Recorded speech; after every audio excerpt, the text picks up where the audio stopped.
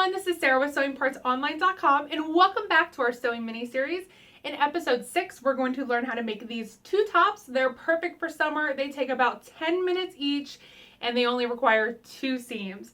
No fancy patterns, super easy. Let's get started. For the black fitted shirt, you'll need 4 measurements. Your shoulder to waist minus 2.5, your shoulder to hip minus 2, your waist divided by 4, and your hip divided by 4. Those 4 measurements will help us make a grid on our fabric, which creates the shirt pattern.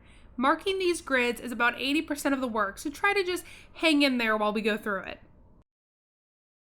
You'll need a yard of fabric that either has a 4-way stretch or is 60 inches wide with a 2-way stretch. Fold your fabric in half, right sides together, hamburger style. If you have a 2-way stretch fabric, make sure the direction of the stretch goes across your body. It should be parallel with the fold. Measure the length of the fold and find the center point. So if you have a yard of fabric, 18 inches from the edges will be the center point. Use a ruler and pins to mark the center point down the length of the fabric. Along that center line, use a ruler or tape measure to mark your shoulder to waist measurement, A, and to mark your shoulder and hip measurement, B. Now take your ruler and extend both points out to the edges of the fabric. Your pins will end up making a grid-like design.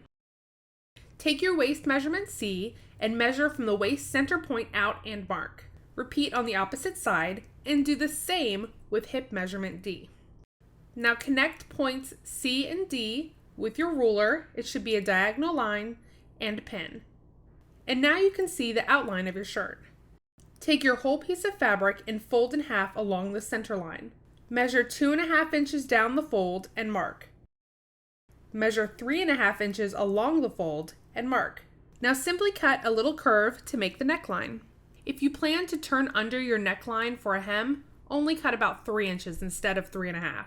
Now take it to your sewing machine and use a zigzag stitch or another kind of stretch stitch to sew along these 2 seams right where you pinned. It's the sleeve seam and the side seam.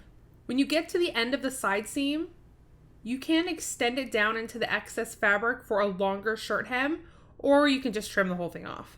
And you'll also trim off the extra fabric around the sleeve and side seam. And there you have yourself a new top. Because this is knit fabric, you can leave it as is, or you can finish the edges. For the red and black striped shirt with the gathered waist, you do exactly the same thing as the black shirt, except you start with different measurements and you have one more step at the end. You'll need the following measurements: your shoulder to waist, your shoulder to hip, your waist plus 4 divided by 4, and your hip plus 4 divided by 4. If you follow the same steps, you'll end up with the same shirt, just a bit wider. We're going to gather the extra width of the top layer only with some elastic thread and a hand sewing needle.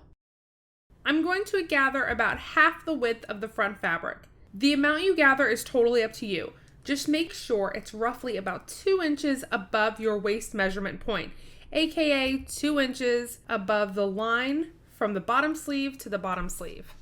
And I know that sounds kind of weird, but it'll give this cool draped look in the front once it's all finished. Using elastic thread is nice because you can adjust it more or less until you get the effect that you want.